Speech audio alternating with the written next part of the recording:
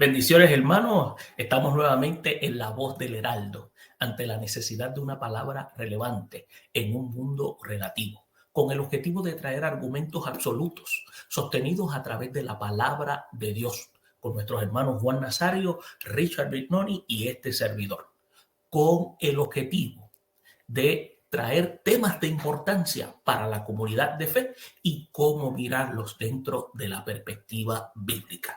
En esta ocasión preguntamos, ¿se puede perder la salvación?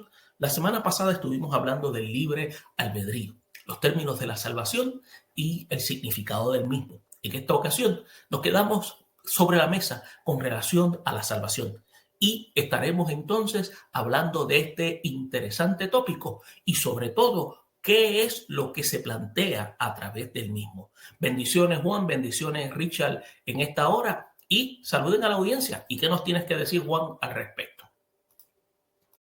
Bendiga a todos y Dios bendiga a los oyentes. Dios bendiga a todos en estos minutos que nos están sintonizando a través de la plataforma de La Voz del Heraldo. Le damos gracias por sintonizarnos. Sí, muy bien. Richard no Junior, perdóname. Estuvimos hablando la semana pasada sobre el libre albedrío, sobre el alcance de la expiación, y nos quedamos en la pregunta de si la salvación se puede perder. Entonces, tengo que establecer que los arminianos han adherido a la doctrina según la cual los creyentes pueden perder la salvación. Entonces, ¿qué pasa? Arminio dijo claramente que los creyentes pudieran perderse. Sus conclusiones apuntan entonces a esa dirección. Él enseñaba que el hombre es salvo por gracia, pero no independientemente de su libre albedrío. Su voluntad sigue siendo libre. Arminio enfatizó que el libre albedrío debía coincidir con la perseverancia, pues de otra forma el creyente podía perderse. Es inevitable que el libre albedrío coincida con preservar la gracia otorgada, asistida, sin embargo, por la gracia subsiguiente, y siempre está en el poder del libre albedrío rechazar la gracia otorgada, usar la gracia subsiguiente. Pues la gracia no es un acto omnipotente de Dios que no pueda ser resistida por la voluntad del hombre. Cuando hacemos una evaluación resumida de la teología arminiana, ¿verdad? Relacionado a esto, el arminianismo enfatiza varias características importantes. Con seguridad, el énfasis sobre la responsabilidad del hombre es un factor bíblico. El hombre debe creer para ser salvo. Se encuentra Juan 3:16, Hechos 16:31 y otros. El hombre está perdido si rehúsa creer. Juan 5:40 y 7:17. El énfasis del arminianismo en la universalidad de la expiación también es bíblico. Primera Timoteo 4:10, segunda Pedro 3:9 y primera Juan 2:2. Así que los arminianos relacionan la predestinación con la presencia de Dios en cuanto a los actos del hombre. Enfatiza que Dios conocía de antemano quién creería y los eligió.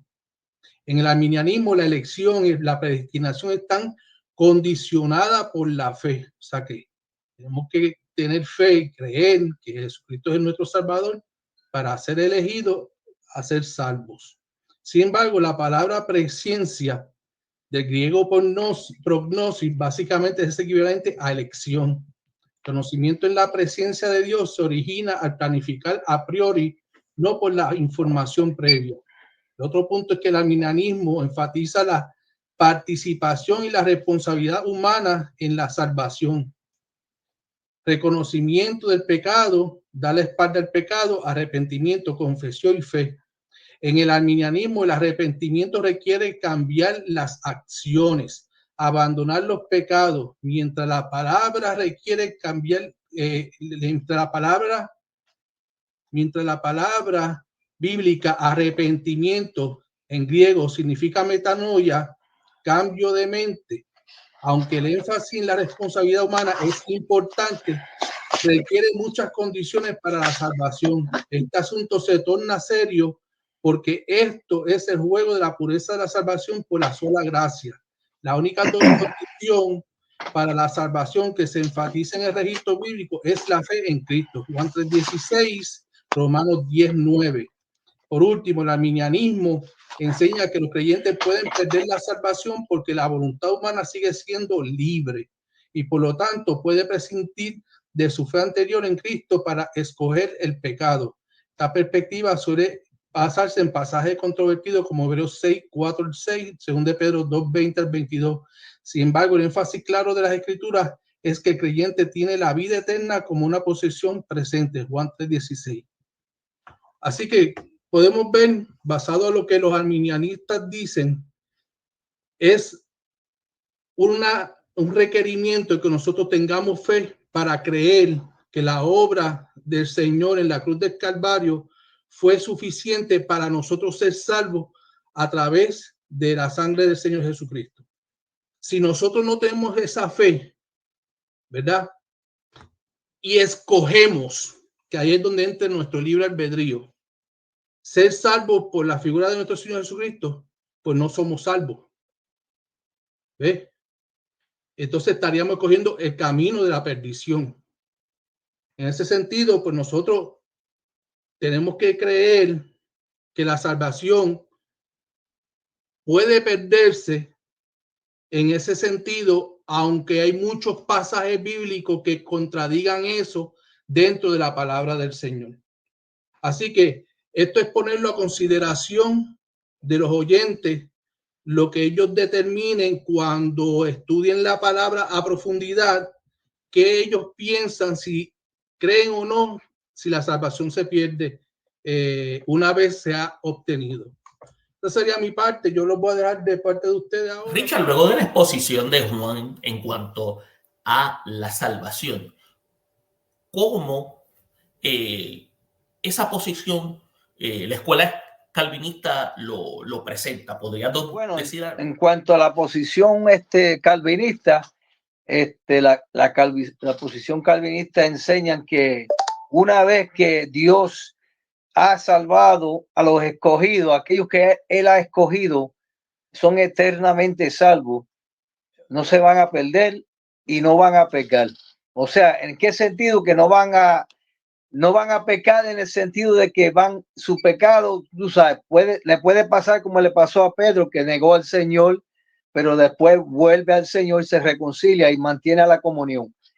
Pero de acuerdo a la posición calvinista, güey, el que una vez ha sido salvado por el Señor, ese va a perseverar hasta el fin, porque la gracia de Dios lo va a ayudar y lo va a sostener hasta el fin. O sea que si Dios te salvó, tú no vas a perder la salvación. O sea que tú estás ahí eternamente seguro en Cristo hasta que Él venga.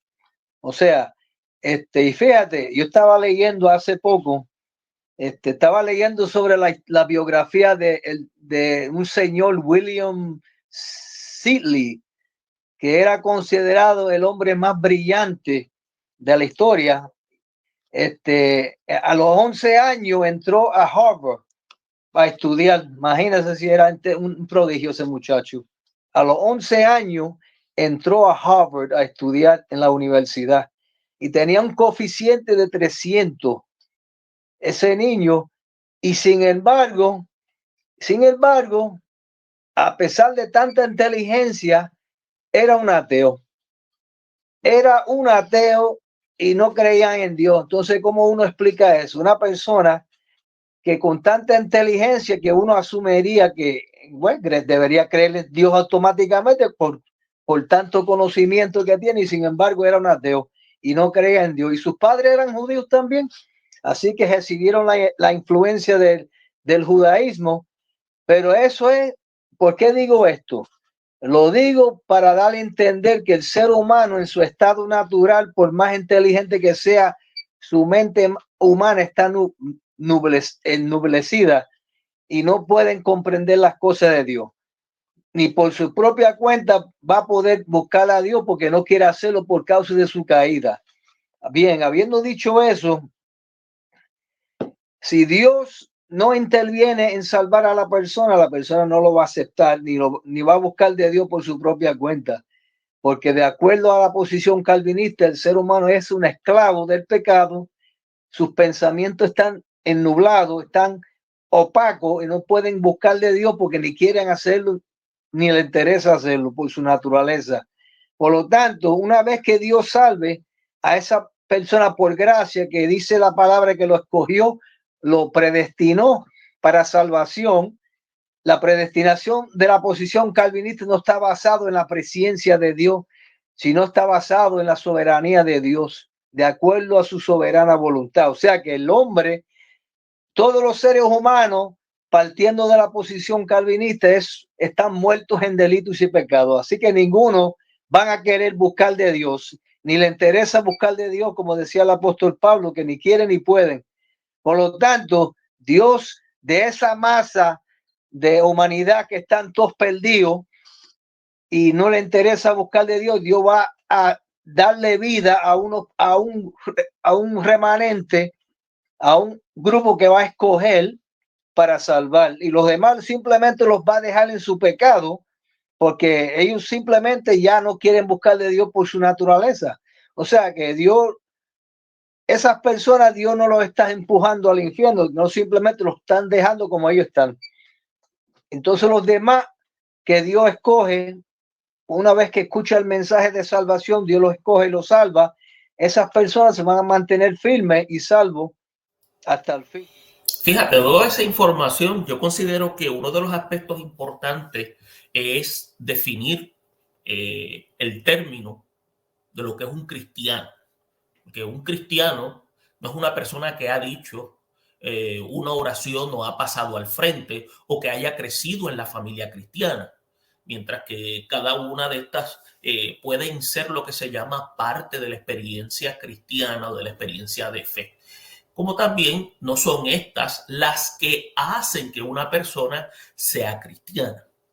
Ahora, un cristiano constituye ser una persona que ha recibido por fe a Jesucristo y ha confiado totalmente en Él como su único y exclusivo Salvador. Y por lo tanto, una de las características es que tiene al Espíritu Santo. Ahora, con esta definición en mente, tiene que entonces surgir una pregunta. ¿Puede un cristiano perder la salvación? Yo considero que quizás la mejor manera de responder a esta importante, crucial pregunta es examinando lo que la Biblia indica que ocurre en la salvación. Y entonces indagar de manera inductiva lo que implicaría perder la salvación. Porque fíjate, un cristiano es una nueva criatura. Como dice la Escritura, de modo que si alguno está en Cristo, nueva criatura es. Dice que las cosas viejas pasaron, he aquí todas son hechas nuevas. Un cristiano no es simplemente lo que se llama una versión mejorada de una persona. Un cristiano es una criatura completamente nueva. Ese individuo está en Cristo. Para que un cristiano pierda la salvación, la nueva creación tendría que ser destruida. Ahora, fíjate, también un cristiano tiene como característica que ha sido redimido. Como dice la Escritura, sabiendo que fuiste rescatado de vuestra vana manera de vivir, la cual recibiste de vuestros padres, no con cosas corruptibles, como el oro, la plata, sino, dice, con la sangre preciosa de Cristo, que es un sentido de señalamiento de la obra sacrificial de Cristo. Como dice, como de un cordero sin mancha y sin contaminación. Es por eso que la palabra redimido se refiere en realidad a una compra que se ha hecho, un precio que se ha pagado. Por lo tanto, fuimos comprados y Cristo pagó con su muerte. Entonces, para que un creyente pierda la salvación, Dios tendría que entonces revocar su compra por la que pagó por la preciosa sangre de Cristo. Entonces, también tenemos que ver que un cristiano es justificado. Y cuando se habla justificado, una de las definiciones, por lo menos que yo utilizo, es que es liberado de culpa. Pero fíjate, vamos a ir más al aspecto bíblico. Cuando se habla por la fe, tenemos paz para con Dios por medio de nuestro Señor Jesucristo, como habla Romano. Justificar significa que fuimos declarados justos. Por lo tanto, todos los que reciben a Cristo como Salvador son declarados justos por Dios. Para que un cristiano pierda la salvación, mejor dicho, Dios tendría que entonces retractarse de lo dicho en su palabra y cancelar lo que él declaró previamente. Entonces, los absueltos de culpa tendrían que ser juzgados de nuevo y declarados culpables. Entonces, Dios tendría que revertir la sentencia dictada por el tribunal divino. Entonces, también otro aspecto es que al cristiano se le ha prometido vida eterna. Y la escritura lo declara, dice, porque de tal manera amó Dios al mundo que ha dado a su Hijo unigénito para que todo aquel que en él cree no se pierda, mas tenga la vida eterna. Entonces, la vida eterna es una promesa de vida para siempre en Cristo. Ahora, y es importante eso porque la vida de cristianos y no cristianos no se extingue, porque la muerte no extingue la vida. La muerte más bien transforma la vida. Por lo tanto, vida eterna en las escrituras es vida con Dios. Y la palabra es categórica porque es con Cristo. Por eso es que cuando dice crees, tendrás vida eterna. El término vida eterna ahí es vida con Dios. Porque hay personas que van a tener vida sin Dios, vida eterna sin Dios. Entonces, para que un cristiano pierda la salvación, la vida eterna tendría que ser definida nuevamente. Entonces, si a un cristiano se le ha prometido vivir para siempre, entonces la pregunta es, ¿cómo entonces puede Dios romper esa promesa quitándole la vida eterna? Y es interesante esto, porque también podemos señalar que un creyente es marcado por Dios y sellado por el Espíritu Santo. En él también dice la Escritura, dice, vosotros habiendo oído la palabra de verdad, dice el Evangelio, vuestra salvación, y habiéndolo creído en él, entiéndase en Cristo, fuisteis sellados con el Espíritu Santo de la promesa, que es las arras de nuestra herencia hasta la redención de la posesión adquirida para alabanza de su gloria. Y arras aquí viene siendo esa garantía. Entonces, en el momento de la fe, el nuevo cristiano es marcado y sellado con el Espíritu Santo, a quien se le ha prometido que actuará como depósito, en la cual garantiza la herencia celestial. Entonces, el resultado final es que la gloria de Dios es alabada porque por el sacrificio realizado por Cristo.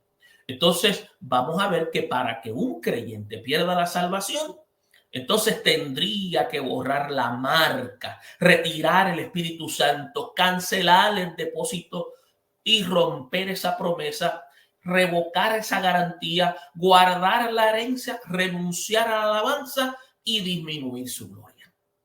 Entonces, estamos viendo todos los aspectos bajo un análisis inductivo según la Escritura. Entonces, también tenemos que entender que a un creyente se le garantiza lo que se llama la glorificación. Y esto vamos a indagar un poquito, vamos a argumentar un poco sobre esto.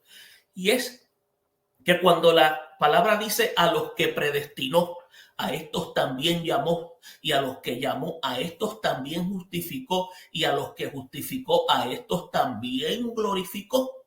Entonces, de acuerdo a lo que señala el apóstol Pablo en la carta de Romanos, la justificación en nuestra forma es el momento de la fe en Cristo.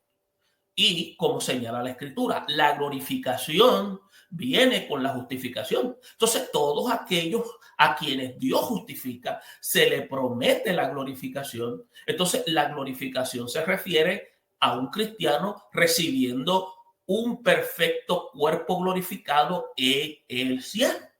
Y si un cristiano pudiera perder la salvación, entonces lo que indica el apóstol Pablo en la carta de Romanos sería entonces un error, porque Dios no puede entonces garantizar esa glorificación para todos aquellos a quienes Él predestinó y llamó. Por lo tanto, es un aspecto bien importante y tenemos que ver que un cristiano no puede perder la salvación, y la mayoría, sino todo de lo que la Biblia dice que nos sucede cuando recibimos a Cristo sería entonces invalidado si la salvación se perdiera. Entonces la salvación es el don de Dios, y los dones de Dios son lo que se llaman irrevocables. Entonces un cristiano puede ser creado sin una nueva creación. Mejor dicho, corrijo, no puede ser creado si entonces no tiene lo que se llama una nueva creación, una transformación. Por lo tanto, los redimidos no pueden ser recomprados. La vida eterna no puede ser temporal. Entonces, Dios no puede renegar de su palabra. Y las escrituras dicen que Dios no puede mentir. Juan, no sé si tienes algo que añadir al respecto luego de yo haber presentado este argumento, en la cual pues entiendo que es lo que la salvación representa, ¿no? Y cómo nosotros los creyentes debemos entonces mirarla dentro de la perspectiva bíblica. En realidad no tengo mucho que decir. La realidad para mí es que sí, la salvación se puede perder, porque si tú no cuidas una salvación tan preciada, ¿cómo podemos ser salvos posteriormente? Yo sé que es un regalo de Dios y es un don de Dios, pero está ya en su palabra claro.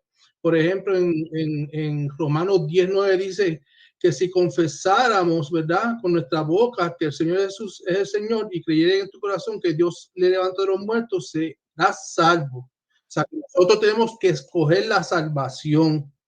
De esa misma forma que tenemos el libre albedrío para escoger la salvación, si nosotros abandonamos el creer en el Señor Jesucristo, que no necesariamente implica haber apostatado, sino haber puesto las manos en el arado, volver hacia atrás, pues estamos en peligro de perder esa salvación tan preciada que tenemos, porque bien claramente lo dice en Hebreos, te digo ahora, Hebreos 2:3 dice: ¿cómo escaparemos nosotros si descuidamos una salvación tan grande? Independientemente de a quién se le está escribiendo la carta, lo cierto es que esa palabra está escrita para todo aquel que la lee. Y nosotros pues tenemos que hacer una reflexión en no tomar la salvación, cuando se dice salvo siempre salvo, como una licencia para matar. ¿A qué me refiero? Que una vez nosotros somos salvos, no cojamos la excusa de que pues yo puedo hacer lo que me dé la gana y siempre voy a ir para el cielo. O sea, la pregunta aquí es: ¿quién le dijo a usted que es de los elegidos para ser salvo siempre? O sea, tenemos que ver que Dios es como dice la palabra, es fuego ¿cómo que dice? Sí. Fuego consumidor.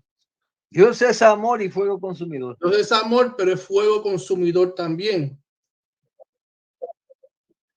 Exacto. Exacto. Entonces, tenemos que ver algo. En el tiempo de los jueces, nosotros sabemos que Dios le mandó a un juez cada vez al pueblo, cada vez que necesitaba ser levantado de las cenizas, por decir así, en que se encontraban, para que fueran restaurados. Con el juez venía y lograba conquistar aquellas otras comunidades que oprimían el pueblo. Esa opresión una vez clamaban los israelitas, Dios los liberaba, ¿verdad? Pero volvían y se olvidaban de eso. Y era necesario tener que traer otro juez. ¿Qué pasa? ¿A dónde quiero ir? Con esto lo que quiero llevar es el hecho de que nosotros no podemos, cada vez que nos dé la gana, pedirle al Señor que nos redarguye, que nos renueve, por el mero hecho de que tenemos el pensamiento de que como vamos a ser salvos, hacemos lo que Dios dé la gana y vamos a pecar, pero vamos a seguir siendo salvos. O sea, eso no hace sentido alguno en relación a lo que es ser santo. Pues la palabra de Dios dice, sed santo porque yo soy santo. Porque sin santidad nadie verá al Señor. Entonces, yo me pregunto, ¿realmente somos salvos siempre salvos? ¿O realmente perdemos la salvación si la descuidamos? Esa es mi pregunta y mi interrogante que yo dejaría entonces en el aire. Ajá, sí, sí, gracias. Era para comentar sobre lo que estaba diciendo el hermano Juan. Él tiene razón. Una persona que vive una vida en pecado no es salvo en primer lugar. Déjame decirle, porque una persona que es salvo va a vivir como una persona salva. O sea, si una persona ha sido predestinado para salvación, va a vivir como una persona salvada, no vivir una vida ahí en pecado. Bueno, como yo soy salvo, yo voy a pecar. No, eso no es así. Una persona que es correcto, una persona salva vive como una persona salva. O sea que no es ese mal concepto de que supuestamente tienen los calvinistas de que, bueno, como yo soy salvo, yo puedo vivir una vida en pecado y soy salvo. No, eso no es así.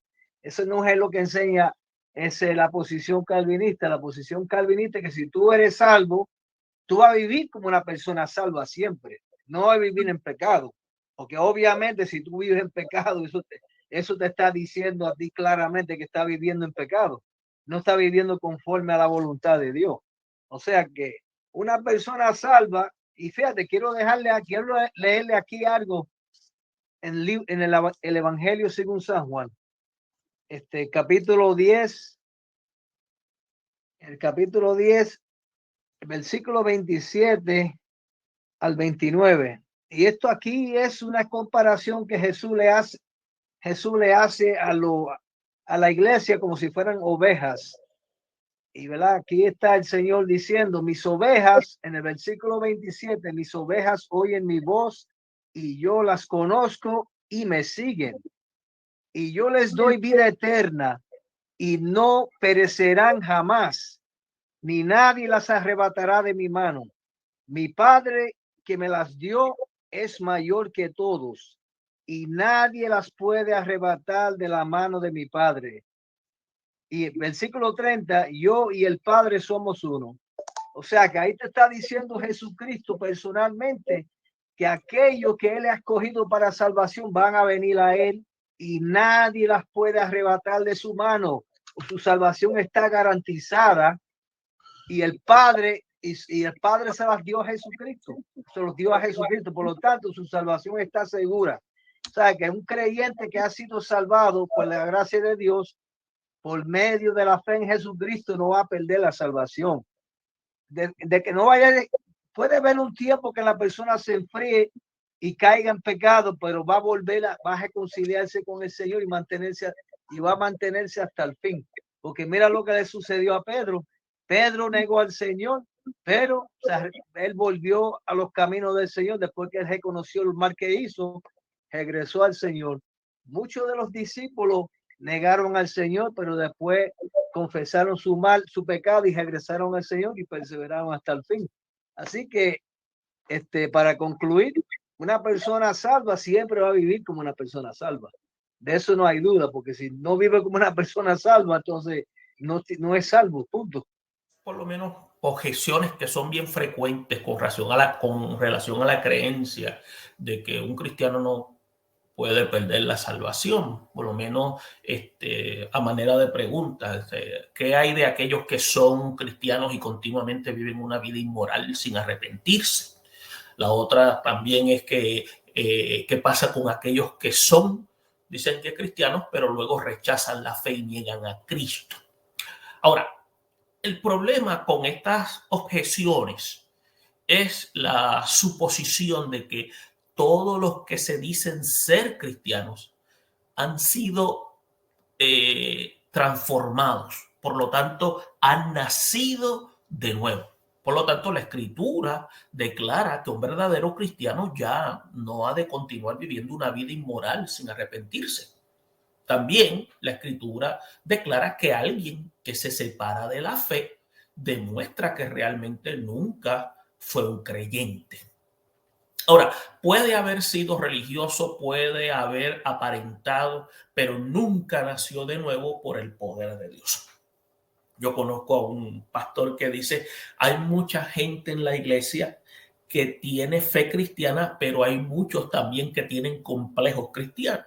Ahora, ¿cuál es la parte clave que deja Dios? Porque Dios nunca deja cabos sueltos. Y es lo que señala a través del Evangelio de Mateo, capítulo 7, versículo 16. Y Jesús fue bien enfático diciendo que los frutos eran los que iban a indicar. Por los frutos los iban a conocer. Entonces, los redimidos de Dios pertenecen al que resucitó de los muertos, a fin de que llevemos lo que se llama frutos para Dios. Ahora, nada puede separar a un creyente del amor del Padre. Nada puede arrebatar a un cristiano de la mano de Dios. Por lo tanto, Dios garantiza la vida eterna y mantiene la salvación que Él nos ha dado. Por lo tanto, el buen pastor busca esa oveja perdida y cuando la encuentra, la pone sobre sus hombros de forma gozosa y al llegar a la casa reúne a sus amigos y vecinos. ¿Por qué? Para dar a conocer de que ha rescatado esa oveja perdida. Entonces, el cordero que es encontrado y el pastor, usted va a ver que el pastor soporta alegremente la carga al llevarla a la casa. Entonces, nuestro Señor asume toda esa responsabilidad de llevar al perdido a su casa, entiéndase, a su presencia, sano y salvo. Y se enfatiza una vez más la bondad y la fidelidad de nuestro Salvador. Entonces, ¿cómo tenemos que tener claro que aquel que es poderoso para guardarnos sin caída y presentarnos sin mancha delante de su gloria con gran alegría al único y sabio Dios, dice la Escritura, nuestro Salvador, sea la gloria y majestad, imperio, potencia, ahora y por todos los siglos? Ha sido un momento en la cual el tema de la salvación es uno que abarca y se extiende, pero también tiene una serie de interrogantes, pero estamos claros. Aquellos que estamos en Cristo somos salvos. La demanda de aquellos que han sido salvados dan la característica a través de ese fruto de arrepentimiento. Por lo tanto, es responsabilidad de cada uno de nosotros procurar en el diario vivir, tener lo que se llama una vida crística. Y entiéndase, procurar vivir en esa santidad. Y cuando hablamos de santidad, no es que tenemos que deshumanizarnos, ni tenemos que lo que se llama también despersonalizarnos, sino tenemos que vivir conforme a lo que Dios ha establecido para la gloria y honra de su nombre. Ha sido un placer el poder compartir con cada uno de ustedes y tener este momento en la cual hemos hablado de este tema tan importante que es la salvación y sobre todo un tema en la cual nos lleva a nosotros a tener claro que somos nosotros en Cristo. Somos salvos por su obra sacrificial y Él nos ha dado esa salvación como regalo y ahora es menester de cada uno de nosotros demostrar con nuestra conducta esa salvación. Ha sido un placer, hermanos. Richard, Juan, nuevamente a la audiencia, aquí en La Voz del Heraldo, ante la necesidad de una palabra relevante en un mundo relativo, con el objetivo de traer argumentos absolutos, sostenidos a través de la palabra de Dios. Y esperamos que en la próxima ocasión usted nos vuelva a acompañar y traeremos un tema que sea de interés para ayuda y edificación para nuestras vidas. Yo le voy a pedir entonces a Richard y a Juan que se despidan de la audiencia. No, solamente que las personas consideren lo que hemos dicho hasta ahora. Yo sé que hay gente que piensan de una forma y otras de otra forma.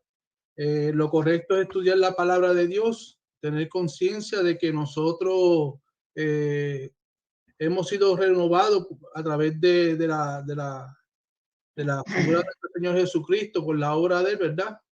Y debemos comportarnos, como tú dices, de forma santa, de manera que nosotros podamos llegar a signos de toda la armadura del Espíritu Santo, cosa de llegar a la altura del Señor, Jesucristo, para que podamos alcanzar el reino de los cielos. Nada, Dios les bendiga, Dios les guarde. De mi parte, nos vemos la próxima semana. Dios lo bendiga a todos.